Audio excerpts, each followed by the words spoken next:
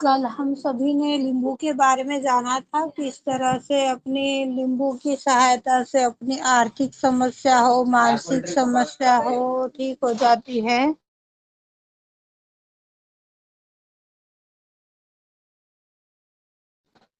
एक नींबू की सहायता से कैसे आर्थिक समस्या, मानसिक समस्या ठीक हो जाती है, कल ये हम लोगों ने जाना था।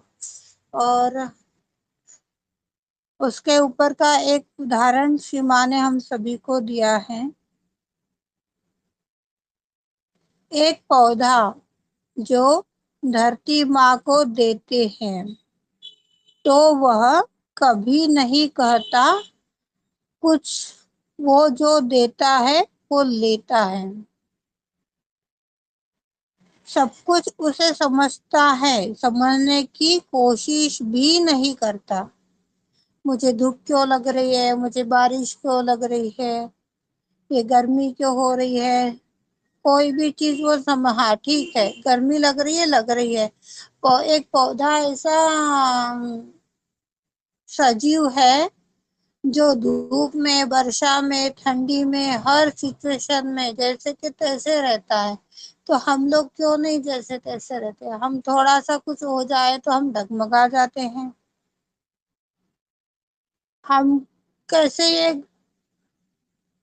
कुछ अनुचित हुआ है या गलत हो रहा है, तो उसको कैसे रोकेंगे, कैसे इसको सुधारेंगे, इसके ऊपर प्रयास करते रहते हैं। ऐसे ही पूजा है, जो पूजा के बाद, ध्यान के बाद आदि शक्ति से अथाट चैतन्य बहते हैं।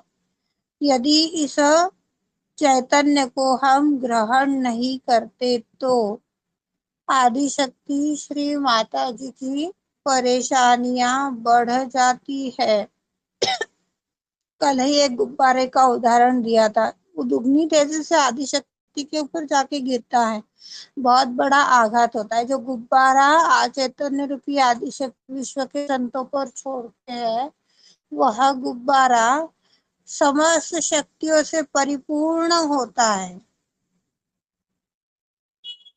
पर जब वो गुब्बारा हम आत्मसात नहीं कर पाते, ले नहीं पाते हैं, कोई गैस का गुब्बारा पकड़ के चलिए, गैस वाले ने गैस भर करके गुब्बारा दे दिया, उसके पकड़ कर रखा है, तो वो बना रहेगा। और उसको छोड़ देंगे तो वो आकाश के अंदर ऊपर उड़ जाएगा। ऐसे ही हमारा यह चित्त होता है, यह चैतन्य होता है। जैसे हम अपनी आदि शक्ति के चरणों में चित्त रखते हैं, ध्यान करते हैं, पूजा करते हैं, तो वह अपने आप में बहुत भारी पूजा बन जाती है। और ध्यान हो गया, जल क्रिया हो गई, पूजा हो गई, यह एक प्रकार की क्रिया है। कई बार बताया गया है, यह भी बात एक क्रिया है। क्रिया होने के पश्चात हमें थोड़ा टाइम तो रुकना पड़ेगा ना, उसके लाभ अनुभव करने के लिए। यदि हम रुक नहीं पा रहे हैं तो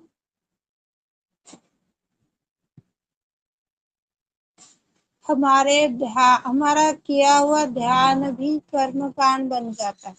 प्रतिदिन सुबह ये प्रार्थनाएं करवाई जाती है कि श्री माता जी, शरीर मन बुद्धि से हम चाहे जहाँ रहे, चित्त से आपकी चरणों में बने रहे श्री माता जी। पर यदि यह चित्त न जाने कितनी चीजों में इधर उधर भटक रहा है, तो ध्यान भी कर्मकांड बन जाता है। आपके पास समय नहीं है ऐसी माँ के सामने बैठने की, कोई बात नहीं, पर सहस्त्रार से तो आदिशक्ति के साथ बने रहिए, आनंद में बने रहिए। ध्यान जिसका हो जाता है ओरिजिनल मायने में, पूजा जो ओरिजिनल मायने में हो जाती है, उसको आदिशक्ति के सामने से घूमने का या उठने का मन ही नहीं करता।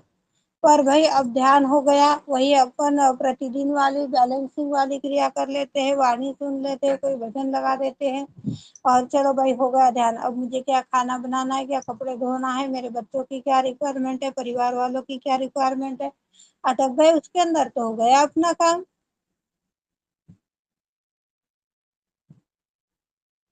जिम्मेदारी तो निभानी है, ये किसी को नहीं बोला जा रहा है कि आप अपनी जिम्मेदारियों पर मत उतरिए, पर हम खाना बना रहे हैं, कपड़े मांज रहे हैं, बर्तन धो रहे हैं, घर का कूड़ा निकाल रहे हैं, टीवी देख रहे हैं, मोबाइल चला रहे हैं, पर हमारा लक्ष्य क्या होना चाहिए? सहस्त्रार से ऊपर, आदि शक्ति के दरबार में, परम लोक के अंदर।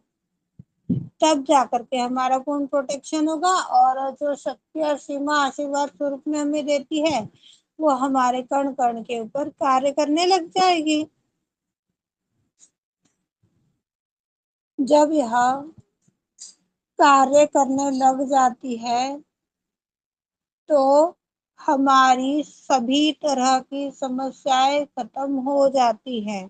पर यदि ध्यान होने के बाद में आप नीचे आते हो, सहस्त्रार से नीचे कहीं पर भी, तो समस्याएं आ जाएगी, और जो निकलनी चाहिए, जो पहले से ध्यान के समय में बनी हुई थी, वो भी नहीं निकल पाएगी। तर्क संगति की माध्यम से हम आनंद को उठा नहीं पाते हैं। तर्क संगति की माध्यम से हम आनंद नहीं उठा पाते हैं। तर्क संगति यानी इच्छाओं पर इच्छाएं, जो इच्छाएं हम लोग एक के ऊपर एक हैं,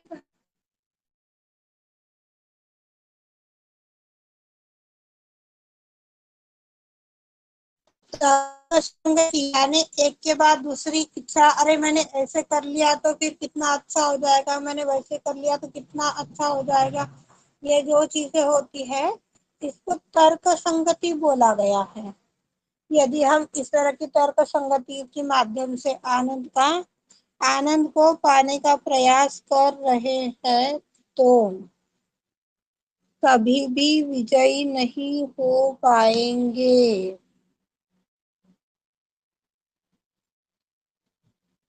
कुछ क्षण के लिए भले ही मिल जाएगा, पर परमानेंट नहीं मिल सकता। सहज योग यह केवल एक आनंद का साम्राज्य है। यहाँ पर समस्त उपलब्धियां है। जब हम पूर्ण मन से ध्यान करते हैं, पूजा करते हैं, सभी चीजें अपने आप ठीक हो जाती है, उसका कोई बहुत बड़ा महत्व नहीं है।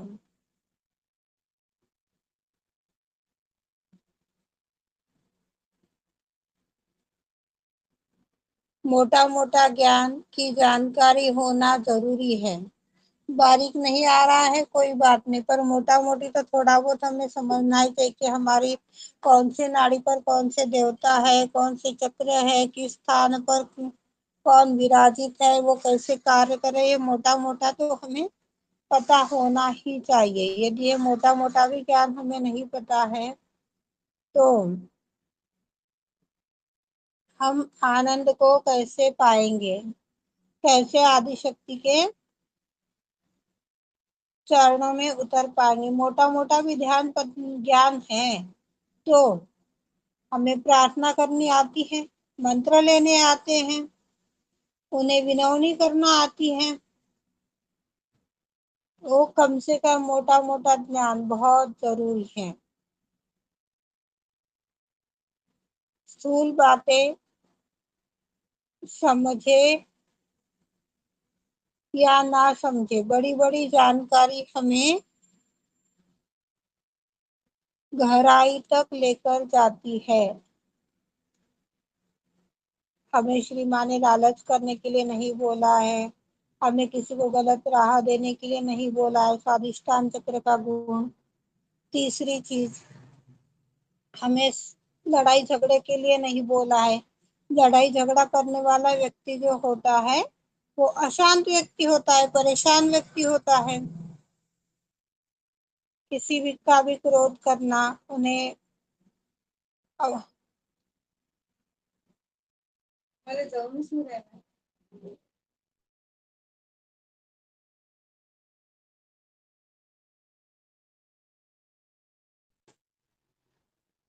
बड़ा बड़ा मोटा मोटा ज्ञान भी हमें गहराई तक ले जा सकता है। यदि यह जानकारी को हम ग्रहण कर पा रहे हैं तो प्रगति पे प्रगति होते चली जाएगी। पर यदि जो बातें आप लोगों को समझाई जा रही है, बताई जा रही, आप समझ में नहीं लेते हो या समझ में लेकर के उसका उपयोग नहीं करते हो, तो भी जो हमारी गहराई हमें प्राप्त होनी चाहिए वो नहीं हो सकती। आज है आत्म परीक्षण का कार्य इसीलिए चलाया गया है कि क्षमा की वाणी, अधिकतर भाई बहनों की आदत है 10 मिनट की वाणी कहा है, जो 10 मिनट की होगी ना वही लगाऊंगी। इतनी 1 घंटे की वाणी, आधे घंटे की वाणी कहाँ पर मैं सुनूं, मेरे को तो याद भी नहीं रहता है। पर अधिकतर सहयोगी हो चाहे नॉन सहयोगी हो, उन लोगों की आदत बनी हुई है। सीमा की बातें जितनी कंसंट्रेशन से वो नहीं सुनते हैं, उतनी अन्य लोगों की बातें कंसंट्रेशन से सुनते। कितने भाई बहन है यहाँ पर ऐसे प्रेजेंट?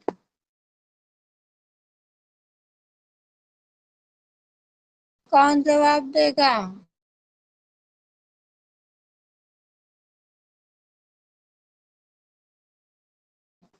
आदिशक्ति की बातें पूर्ण कंसंट्रेशन के साथ कौन आत्मसात करता है? कौन है प्रेजेंट?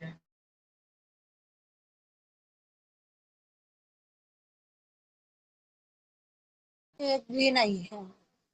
अब ये कार्य जो चल रहा है ये उचित चल रहा है क्या? फिर ये जो बातें आप लोगों को बताई जाती है यहाँ पर, आप समझ पाते हो क्या? हाँ समझ पाते हैं जैसी माता जी। चलो, धन्यवाद। सारी समझ पाते हैं दीदी हम। मैं तो पॉइंट भी नोट करती रहती हूँ, फिर बाद में भी इसको पढ़ती हूँ, इसको अपने अंदर उतारने की कोशिश करती हूँ, देखती हूँ मेरे अंदर से गुण है या नहीं। चलो, अच्छी बात है, अच्छी बात है।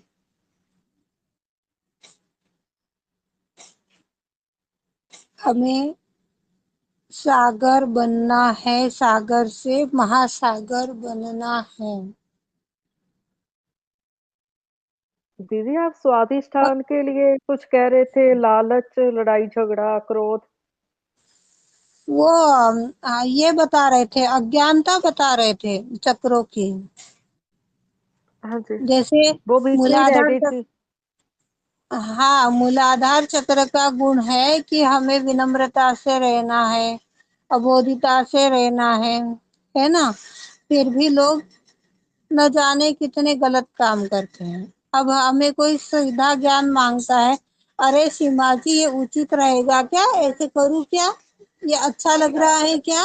इस तरह से यदि मैं आपको कोई बात पूछ रही हूँ तो आपका कर्तव्य क्या बनेगा? अरे दीदी मुझे इतने सम्मान के साथ में पूछ रही है कि ये उचित है कि अच्छा है कि बुरा है, तो मेरा तो एक फर्ज बनता है कि उसे सही ज्ञान बताऊं।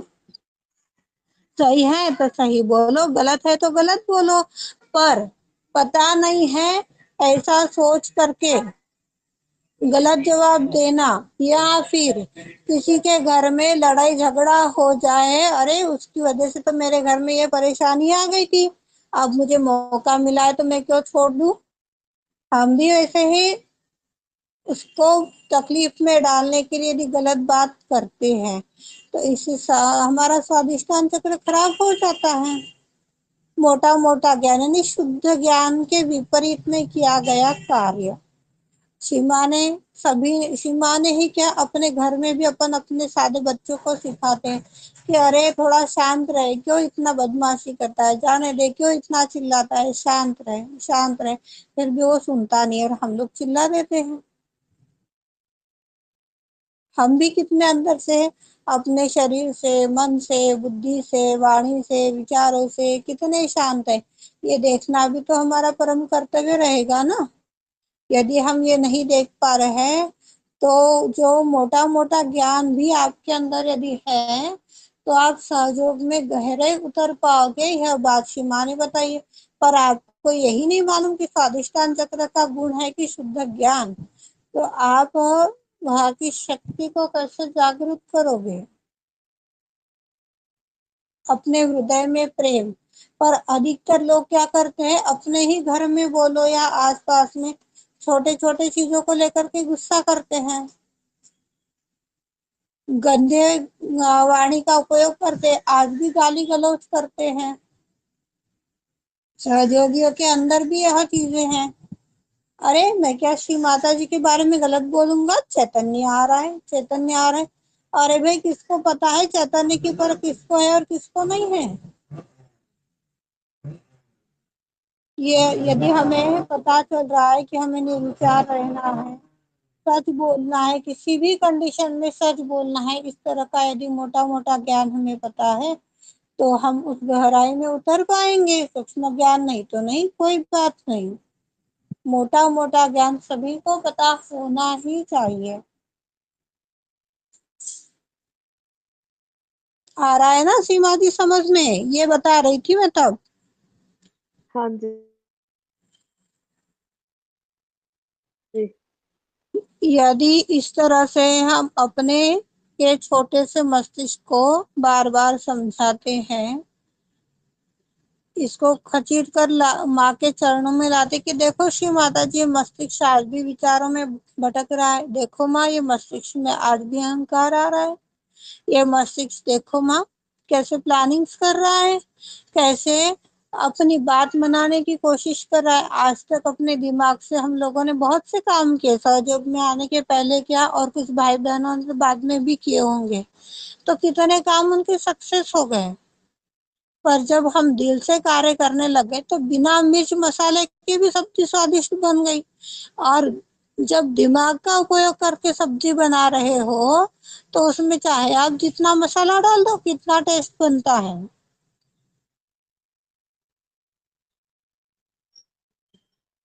हमें सागर का अनुभव होना चाहिए कि हमें सागर बनाया है, सागर यानी सहयोगी, और हमें महासागर में जाना है, मतलब सूक्ष्म शक्तियों में अपनी सूक्ष्म देह को प्राप्त करना है। सूक्ष्म देह में जो परमात्मा की शक्तियां विचरण कर रही है, उन शक्तियों के अंदर घुल मिल जाना है। एक शक्कर पानी के अंदर कैसे घुल जाती है, कहीं नहीं दिखती वो घुलने के बाद में, ऐसे ही हमें उन शक्ति के अंदर मिक्स हो जाना है कि इसमें कौन सी प्रीति की शक्ति है और इसमें कौन सी गणेश जी की और कौन सी शिव माँ की और कौन से विष्णु जी की है, दिखती ही नहीं। ऐसे हमें सब में मिक्स हो जाना है। यदि इस तरह से हम बन पा रहे हैं, तो ध्यान का, पूजा का जो माध्यम है, वह सारी सीमाएं पार कर जाएगा। ध्यान के दौरान, पूजा के दौरान यदि हम कहे कि किसी भी तरह के बंधन दे दें, तो यह सीमाएं कभी भी हमें लांघनी नहीं चाहिए। इस तरह से हम परेशान हो जाते हैं। ध्यान जब हम करते हैं तो सारी शक्तियां कार्य करते रहती है। जब शक्तियां कार्य कर रही है तो आपकी क्या आवश्यकता है बंधन देने की, उसको पीछे से कुंडली उठाने की, उसको क्लियरिंग करके देने की? यह सहयोगी के कृत्य है। यदि इस तरह का कृत्य चल रहा है तो हम परिपक्व सहयोगी नहीं बन पाएंगे। बंधन देना, उसका क्लियरिंग करवाना, यह भी बुद्धि के बल पर हो रहा है। प्रेजेंट टाइम क्या है कि हम ध्यान कर रहे हैं, तो ध्यान पहले करना चाहिए, उसके बाद हमें जिसकी जो भी रिक्वेस्ट है, निवेदन है, उसे उसकी ओर बढ़ना चाहिए। इस तरह से यदि हम एक के बाद एक काम करेंगे तो कार्य होगा। अब उदाहरण यहाँ का ही एक उदाहरण ले लीजिए। आज हम लोग शुरू में पहले एक भजन गाते हैं, फिर ध्यान करते हैं, फिर तपस्या का कार्य होता है। उसके बाद में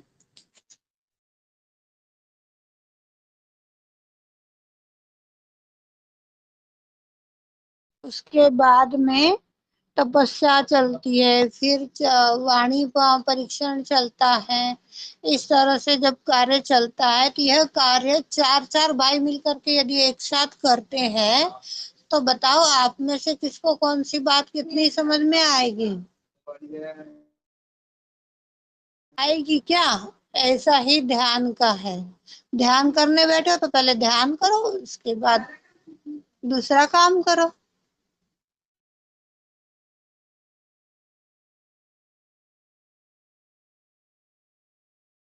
यह हो गई एक सहयोगी की पहचान। आदिशक्ति पूजा के प्रोटोकॉल्स। आदिशक्ति के जिस स्वरूप में भी आप पूजा करते हो